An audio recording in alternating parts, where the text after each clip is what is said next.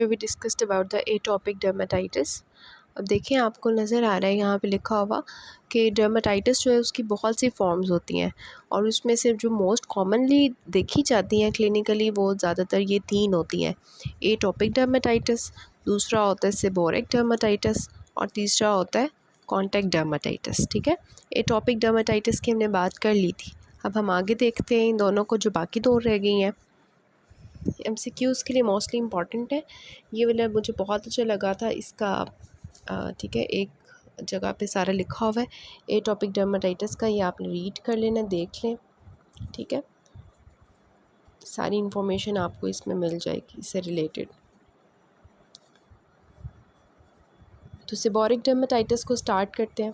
Seborrheic dermatitis में क्या होता है आपको पता है कि इसमें जैसे अब जो सेबोरिक होता है ना, ठीक है, इसमें एक्चुअली आपको क्या पता चल रहा है कि जो सेबेशियस ग्लैंड्स हैं, ठीक है, उनका फ़्लो ज़्यादा हो रहा था। ठीक है, और फिर हमने क्या किया कि वो जो एक ऑयली सी स्किन बन गई उसको हमने ख़ारिज की, जिसकी वजह से स्किन जो है वो रफ़ हो गई, ड्राई हो गई और उस पर से फ्लेक्स उतर के एक डैंड्रफ की फॉर्म में आना शुरू हो गए। और ये मोस्टली एक फंगल इन्फेक्शन की वजह से होता है।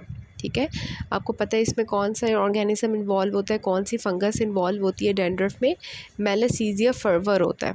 ठीक है, फरफर, मेलासीजिया फरफर होता है, वो ये जो है डैंड्रफ कॉज करता है। और मोस्टली आपको डैंड्रफ का पता होगा कहाँ पे होती है, स्कैल्प रीजन में होती है। ठीक है, तो इस तरह से आपको जैसे ये नज़र आ रही है, इस तरह से जो है स्कैल्प रीजन में डैंड्रफ जो है ये इकट्ठी हो जाती है। सेबोरिक डर्मेटाइटिस में जो सेबोरिक है ना, ये आपको समझ आ रहा है कि अच्छा डैंड्रफ की फॉर्म है, डैंड्रफ है, लेकिन डर्मेटाइटिस से आपको पता चल रहा है कि उस डैंड्रफ के साथ साथ इन्फ्लेमेशन ऑफ द स्किन भी चल रही है। ठीक है, इस वजह से हमें सिर्फ वाइट स्किन नहीं नज़र आ सकती, हमें इन्फ्लेमेशन की वजह से रेडनेस भी नज़र आ सकती है। ठीक है, तो यहाँ पे देखें इट कॉजेज स्केली पैचेस, जैसे आपको नज़र आ रहे हैं स्केली से हैं, ड्राई से हैं, रफ़ से पैचेस आपको नज़र आ रहे हैं। रेड स्किन हो सकती है बिकॉज़ ये इन्फ्लेमेशन है तो रेड तो होगी। ठीक है, और स्टबॉर्न डैंड्रफ, ऐसी जैसे एक बड़े बड़े वो लोथरे नहीं बन जाते, उसके डैंड्रफ के इकट्ठे होके जमा हो जाते हैं एक जगह पे, वो केस आता है यहाँ पे। ठीक है, ये देखें कि आपको स्काल्प पे भी नज़र आ रही है और इसके अलावा ये आपको आईब्रोज़ के पास नज़र आ रही है रेड, और ये जो नेज़ोलेबियल फोल्ड्स हैं यहाँ पे आपको बहुत ज़्यादा नज़र आती है। फिर ये डी में देखें तो ये कान के पीछे आपको जो है रेट्रो कहते हैं इसको, रेट्रो ऑरिक्यूलर रीजन, ठीक है, यहाँ पे नज़र आती है। फिर ये नाक का ये जो रीजन होता है वही नेज़ोलेबियल फोल्ड वाला रीजन यहाँ पे देखें नज़र आती है, ये डिफरेंट साइड्स पे। और ये देखिए आईब्रोज़ को इसने इन्वॉल्व किया हुआ है। तो यहाँ पर seborrhoeic dermatitis can also affect oily areas of the body. ठीक है, क्योंकि सेबेशियस ग्लैंड्स का यहाँ पे रोल होता है, इस वजह से सच एज द फेस, जैसे आपने फिगर में देखा है, साइड्स ऑफ द नोज़ पे नेज़ोलेबियल फोल्ड जिसको हम कहते हैं, आईब्रोज़ पे, ईयर्स पे मोस्टली जो रेट्रो ऑरिकुलर रीजन होता है, कानों के पीछे वाला हिस्सा, आईलिड्स, ठीक है, और चेस्ट। ठीक है, आईलेट्स पे होता है, आईब्रोज़ पे होता है, चेस्ट पे होता है। ये चेस्ट पे आपको जो जी वाला है ना फिगर यहाँ पे दिखाया हुआ है। फिर ये देखें बच्चों के अंदर ना इस तरह से होता है, बच्चों की स्कैल्प जो होती है वो इस तरह से हो जाती है, इसको हम कहते हैं क्रैडल कैप। ठीक है, थिक क्रस्ट बन जाती है स्कैल्प के ऊपर जो इन्फेंट्स होते हैं उनके अंदर, और ये हमारी जो है इन्फेंट्स के अंदर आपको मिलती है सेबोरिक डर्मेटाइटिस इस तरह से। ठीक है, अब यहाँ पे देखें सेबोरिक डर्मेटाइटिस किस तरह से जो है वो बालों को इसने इन्वॉल्व किया हुआ है, हेयर फॉलिकल्स को। It is caused by over growth of the fungus, कौन सी फंगस है, मेलासीजिया फरफर है। ठीक है, और साथ में क्या हो रहा होता है, स्ट्रॉन्ग क्यूटेनियस इम्यून रिस्पॉन्स भी स्टार्ट हो जाता है। मतलब एक तो वहाँ पे फंगस है और दूसरी हमारी बॉडी जो अटैक करना स्टार्ट कर देती है।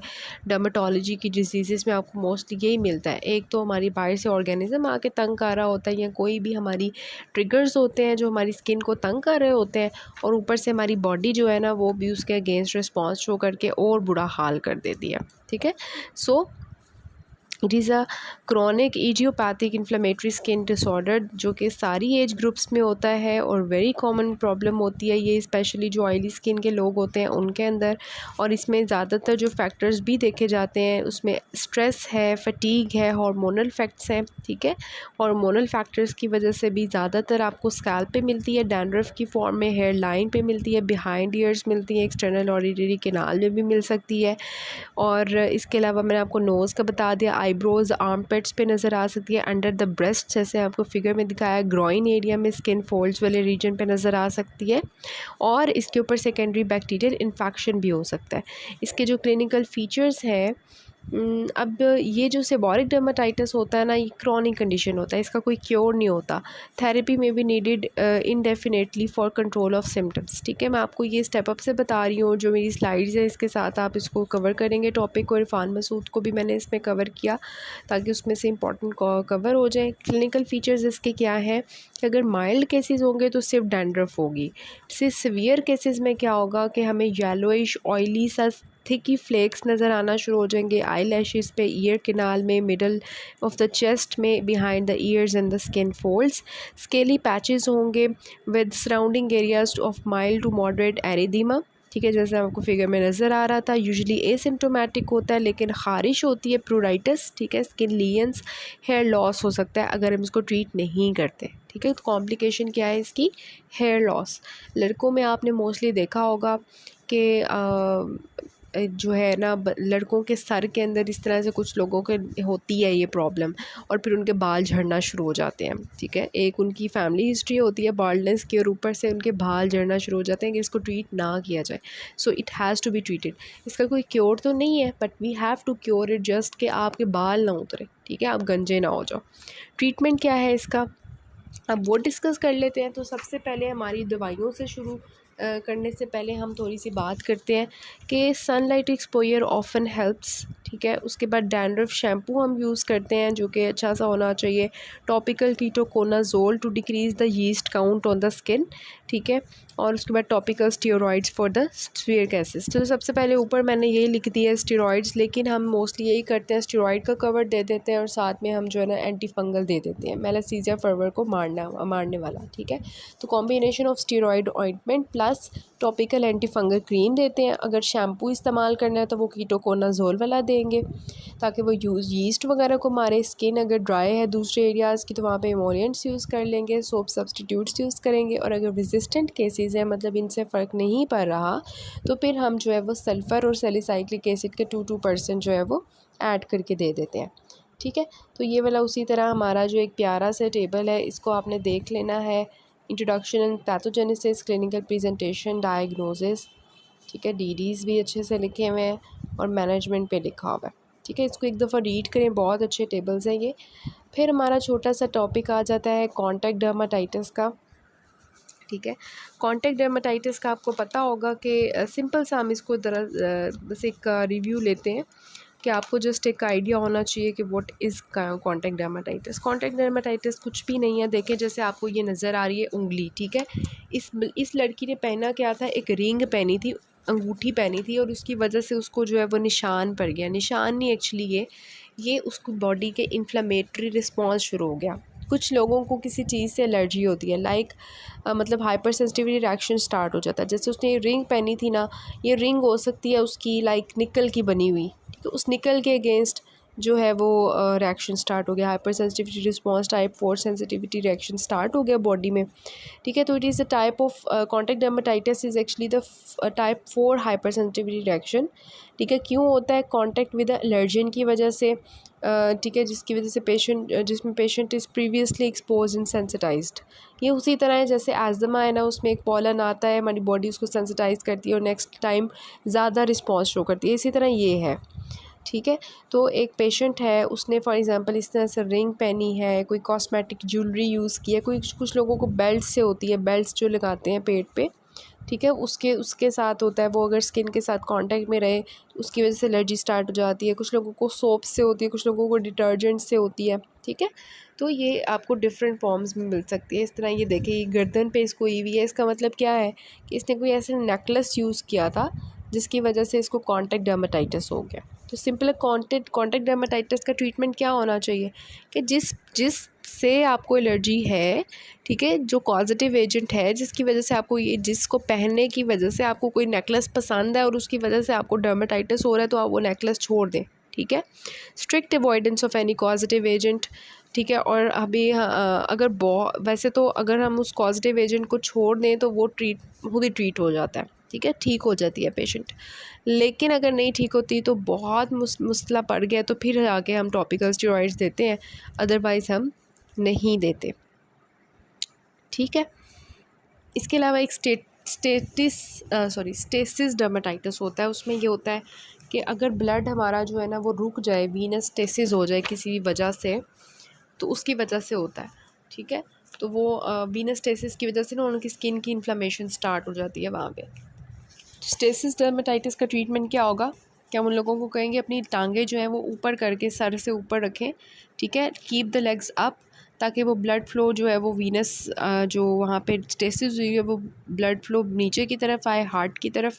ठीक है, ऊपर की तरफ मतलब आए। जब टांगें ऊपर होंगी तो हार्ट नीचे आ जाएगा ना, तो हार्ट की तरफ आएगा ब्लड, वीनस स्टेसिस ख़त्म होगी और डर्मेटाइटिस खुद ही ट्रीट हो जाएगा। ठीक है, सो ये डिफरेंट फॉर्म्स थी डर्मेटाइटिस की, वो हमने डिस्कस कर ली है MCQs वगैरह के लिए और आपके जनरल कॉन्सेप्ट के लिए। Because these 3 kinds of dermatitis, atopic dermatitis most important, फिर सेबोरिक और फिर जो ये कॉन्टैक्ट है, ये दोनों लेस इंपॉर्टेंट MCQs के लिए आ सकते हैं और आपको जनरल नॉलेज आपका इसका होना चाहिए। ठीक है, अब हम बात करते हैं नेक्स्ट अपनी डिजीज़ की, वो है हमारी ड्रग रिएक्शंस। इसमें से एक MCQ आपका आया हुआ है। ठीक है, उसको हम डिस्कस करेंगे इसके साथ ही, और इसमें से MCQs बहुत बनते हैं। ठीक है, तो इसको हम देख लेते हैं। देखिए, ड्रग रिएक्शंस ये बहुत कॉमन है। आपको पता है पेनिसिलिन से कुछ लोगों को एलर्जी होती है। इस वजह से जब हमने किसी को पेनिसिलिन देनी होती है तो सबसे पहले हम क्या करते हैं, उसका टेस्ट करते हैं, थोड़ा सा डोज दे के पेनिसिलिन की चेक करते हैं कि कहीं इसको रिएक्शन तो नहीं हो रहा, फिर हम पेनिसिलिन देते हैं। इसी तरह बहुत सी ऐसे लोग होते हैं जिनको जो है एलर्जी होती है किसी ड्रग से। ठीक है, तो अगर हम उनको दे देंगे वो ड्रग, तो उनके अंदर जो है ना एक मैं कहती हूँ कि मरने वाली हालत भी कुछ लोगों की हो जाती है। अब हमने वो मरने वाली हालत तक पहुँचना है और उसमें ये 4 चीज़ें हैं। अगर तो माइल्ड सा अगर हमने किसी को एक ड्रग दी, ठीक है, कौन सी ड्रग्स होती हैं वो आपके MCQs में आ सकती हैं कि कौन कौन सी ड्रग्स जो हैं वो इन्वॉल्व होती हैं इसमें। ठीक है, तो आपको पता होगा एक हमारी होती हैं सल्फ़ा ड्रग्स। ठीक है, सल्फ़ा ड्रग से बहुत ज़्यादा हाइपर सेंसिटिविटी रिस्पॉन्स शो होता है। इसके अलावा अगर हम बात करें, स्टेप अप पे आपकी लिखी हुई हैं, उधर से देख के बताती हूँ आपको कि कौन कौन सी ड्रग्स होती हैं इसमें इन्वॉल्व। ठीक है, मुझे खोल लेने दें बस।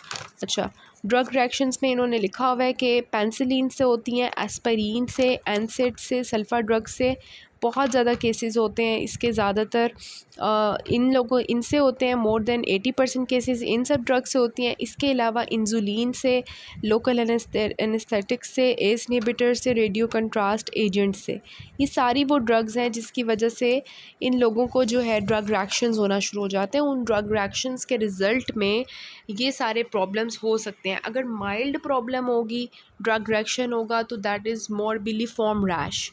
उससे ज़्यादा होगी तो एरिथमा मल्टीफॉर्म। उससे ज़्यादा होगी तो स्टीवन जॉनसन सिंड्रोम। उससे ज़्यादा होगी तो टॉक्सिक एपिडर्मल नेक्रोलाइसिस। ठीक है, मतलब ये कि जैसे जैसे हम आगे बढ़ते जा रहे हैं सिविरिटी इंक्रीज़ होती जा रही है। ठीक है, अब देखें, सबसे पहले मोरबिलिफॉर्म रैश है। थोड़ा सा ड्रग का रिएक्शन हुआ तो जी हमारे पास इतने छोटे छोटे मसले हो जाएंगे। ठीक है, छोटा सा मसला होगा, इसको हम ट्रीट कर लेते हैं, तो मसले की बात नहीं है। ठीक है, ये ड्रग रिएक्शन हुआ हुआ उसकी बॉडी पे। फिर आता है हमारा एरिथमा मल्टीफॉर्म। इसका आपका प्रॉपर UQ आ चुके हैं, आई थिंक 2-3 आ चुके हैं प्रॉफ में, तो इसको हम अच्छे से देख लेते हैं। क्या इन्होंने बताया हुआ है कि एरिथमा मल्टीफॉर्म में क्या होता है, हाइपर सेंसिटिविटी रिएक्शन होती है, यूजुअली ट्रिगर्ड बाय इन्फेक्शंस। ठीक है, अभी तो हमने पढ़ा कि ड्रग रिएक्शन होगा, लेकिन आपने याद रखना है कि एरिथमा मल्टीफॉर्म जो है इसमें एक तो हमारी ड्रग रिएक्शंस की वजह से भी हो सकता है, हम इसको कॉजेज़ डिस्कस करते हैं, ड्रग रिएक्शंस की वजह से हो सकता है। इसके अलावा जो है हमारी अभी जो है ये हमने देखा कि इन्फेक्शंस की वजह से, इन्फेक्शंस में से भी 2 कॉमन है। 2 में कौन से हैं, एक हर्पिस है, हर्पिस सिम्प्लेक्स, और दूसरा है हमारे पास माइकोप्लाज्मा। ये दोनों आपने नहीं भूलने। मोस्ट कॉमन कॉजेज़ जो हैं, मोस्ट कॉमन जो ऑर्गेनिजम्स हैं which cause erythema multiform, that is the herpes simplex and mycoplasma. ठीक है, अब आपको ये नज़र आ रहा होगा मैंने ये टारगेट्स बनाए हुए हैं, इसके सारे जितने भी हैं ना टारगेट्स बनाए हुए हैं, ये आपको याद रखवाने के लिए कि एरिथमा मीन्स रेड। ठीक है, और मल्टीफॉर्म मीन बहुत ज़्यादा, रेड कलर के बहुत ज़्यादा। क्या रेड कलर के बहुत ज़्यादा? Target lesions. It presents with skin eruption. क्या होगा, करेक्टराइज्ड बाय टिपिकल टारगेट लीन। जैसे एक टारगेट मैंने ये बनाया हुआ है इमोजी, ठीक है, इसी तरह का टारगेट लीन बनता है, बुल्स आई लीन, ठीक है, इसमें एरिथमा मल्टीफॉर्म में। और शुरू में जो एरिथमेटिस मैक्यूल्स और पैप्यूल्स बनते हैं, जो मैंने आपको बता चुकी हूँ क्या होते हैं मैक्यूल्स पैप्यूल्स, और बाद में ये बुल्लस भी हो जाते हैं, ठीक है। इस तरह से दरमियान में क्या नज़र आ रहा है, रेड, फुल रेड एरिथमेटिस सेंटर। इसकी मैं रियल पिक भी आपको दिखाती हूँ, पहले ये देख लें। एरिथमेटिस सेंटर होगा, फुल रेड सेंटर होगा, फिर उसके बाद ना एक रिंग आएगी बिल्कुल पेल सी, पेल स्किन आएगी, ठीक है, पेल एडिमेटस रिंग, मतलब थोड़ी सी एडिमस स्वेलिंग हुई होगी उसमें। और फिर बाहर जो बॉर्डर होगा वो भी रेड होगा, मतलब ये कि अंदर भी रेड है, बाहर भी रेड है, और उसके रेड और रेड के दरमियान में क्या होगा, पेल होगी स्किन, पेल और एडिमेटस, ठीक है। इस तरह से क्या नज़र आ रहा है आपको, रेड सेंटर, ठीक है, रेड सेंटर आपको नज़र आ रहा है ये वाला, और उसके बाद जो है एक पेल सा एरिया नज़र आ रहा है, और फिर हमारे पास जो है वो एक रेड बॉर्डर है, ठीक है। So this is the target typical leans for the erythema multiform. Multiform मतलब ये भी है, ये भी है, ये भी है, ये भी है, ठीक है, उल्टे हाथ से बना रही हूँ इस वजह से थोड़े ख़राब बन रहे हैं, ठीक है, ये भी है, तो ये सारे मल्टीफॉर्म है, ठीक है। इस तरह से टारगेट लीन्स बनेंगे। मे बी पीरियोडिक, कभी कभार ख़ारिश होती है, पेनफुल कभी कभार होते हैं। अच्छा, वैसे तो ये पाम्स एंड सोल्स पे बनते हैं, लेकिन कभी कभार ये माउथ पे भी बन जाते हैं, मतलब ये म्यूकस मेम्ब्रेन की कभी कभी इन्वॉल्वमेंट करते हैं। लेकिन आगे जो हम डिजीज़ पढ़ेंगे वो हमारी म्यूकस की इन्वॉल्वमेंट बहुत ज़्यादा करेंगी, ठीक है। इस वजह से उन्होंने स्पेसिफाई किया है कि कभी कभार म्यूकस इन्वॉल्वमेंट होती है, अदरवाइज़ ये ज़्यादा हमारी पाम्स एंड सोल्स को इन्वॉल्व करती है। एक्यूट और सेल्फ लिमिटिंग होती है, खुद ही ठीक हो जाती है विदाउट एनी कॉम्प्लिकेशन, मतलब ये नॉर्मली सोच लें कि वो कहते हैं ना कि ड्रग रिएक्शन किसी को हो गया, ठीक है, उसको ये लीन्स बन गए, लेकिन बाद में वो ठीक हो गया, सेल्फ लिमिटिंग है, कॉम्प्लिकेशन नहीं है, ठीक हो जाता है बंदा, ठीक है। अब कॉजेज़ क्या है, अभी 2 कॉजेज़ मैंने आपको मोस्ट कॉमन कौन से बताए इन्फेक्शंस में, आपका ये प्रॉपर यूक्यू है कॉजेज़ का, इसको बहुत ध्यान से सुनना है। कौन से 2 इंपॉर्टेंट हैं, हर्पीज सिम्प्लेक्स वायरस और mycoplasma, these are the most important infectious causes.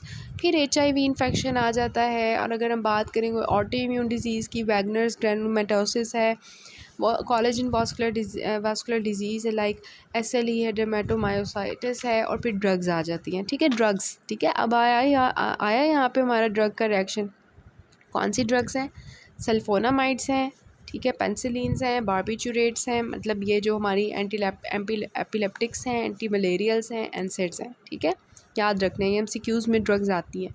फिर कार्सिनोमास एंड लिम्फोमास की वजह से भी हो सकता है ये, और वैक्सीन्स, किसी ने वैक्सीन लगवाई किसी चीज़ की और उसको रिएक्शन हो गया, होता है ना वैक्सीन के साइड इफ़ेक्ट, कहते हैं हाँ हमें वैक्सीन नहीं लगवानी चाहिए, फिर लोग ये समझ लेते हैं कि उसके तो रिएक्शंस होना शुरू हो जाते हैं, हमने तो नहीं लगवानी, ठीक है, लेकिन वो कुछ लोगों में होती है, फिर रेडिएशन से कुछ लोगों को हो जाता है। पैथोजेनेसिस इंपॉर्टेंट नहीं है, रीड करनी है तो कर लें, लेकिन इंपॉर्टेंट नहीं है, UQ वगैरह में नहीं आती, ठीक है। ये पैथोजेनेसिस है इसकी। सिंपली यही है कि जो हर्पीज सिम्प्लेक्स वायरस होता है वो अंदर आता है, और हमारे कैरेटिनोसाइट्स को जब उनको अटैक करता है तो वहाँ पे वो सारे CD4 हेल्पर T सेल्स और हमारे जो इंटरफेरॉन गैमा है उनकी प्रोडक्शन होती है, जिसकी वजह से वहाँ पे लिम्फोसाइट्स वगैरह मैक्रोफेजेस आ जाते हैं, और वहाँ पे पूरा रिएक्शन स्टार्ट हो जाता है इस तरह से, ठीक है। ये भी फिगर आपको दिखाई हुई है। अच्छा, ट्रीट कैसे करेंगे, जो ट्रीटमेंट कॉज होगा उसको ट्रीट कर लेंगे, लाइक उसको HIV इन्फेक्शन है वो ट्रीट कर लेंगे, हर्पीज इन्फेक्शन उसके लिए साइक्लोविर दे देंगे, अगर उसको माइकोप्लाज्मा का इन्फेक्शन है उसको ट्रीट कर लेंगे, अगर उसको ड्रग रिएक्शन है तो वो ड्रग चढ़वा देंगे, ठीक है। अगर उसको लिम्फोमास या मेलिग्नेंसीज की वजह से हो रहा है तो उनको ट्रीट करेंगे, ठीक है। ट्रीट द कॉज ट्रीट करेंगे, खुद ब खुद ये हमारी लीन्स चली जाएंगी। और फिर रिकरेंट केसेस जो होंगे, अगर बार बार इसको ये हो रहा है तो हम उसको क्या करेंगे, एसाइक्लोविर दे देंगे, हाँ, ये सोचते हुए कि उसको हर्पीज़ का इन्फेक्शन है। टॉपिकल स्टेरॉइड्स ऑलमोस्ट हर डर्मेटोलॉजी में हर जगह यूज़ हो रही होती हैं टॉपिकल स्टेरॉइड्स, ठीक है। ओरल एंटीहिस्टामिन्स दे सकते हैं फॉर सिम्टोमेटिक रिलीफ, ठीक है, सिम्टम्स को रिलीव करने के लिए वी जस्ट गिव द, हम कहा ना कि कभी कभार ख़ारिश होती है, ऑफन प्लूराइटिक, तो उस केस में हम जो है वो इचिंग को रिलीव करने के लिए एंटीहिस्टामिन्स दे देंगे, और क्योंकि ये एक type of T4 helper cells भी आ रहे थे ना इसमें, हमने स्टेरॉइड्स भी दे दिए। फिर oral steroids for sphere cases, ये तो आपको रट गया होगा, अब कहाँ भी जहाँ भी स्फीयर केस होगा symptomatic treatment the oral therapy, otherwise topical. ठीक है, अच्छा जी, अब हमारा जो एरिथेमा मल्टीफॉर्म हो गया, मैं अब उसको जो है इसके SCQ सॉल्व करवा देती हूँ, फिर हम नेक्स्ट चलते हैं। ठीक है, तो नेक्स्ट हम इसके SCQs डिस्कस करते हैं एरिथेमा मल्टीफॉर्म के, बाकी दोनों डिजीज़ करके उनके SCQ सॉल्व कर लेते हैं।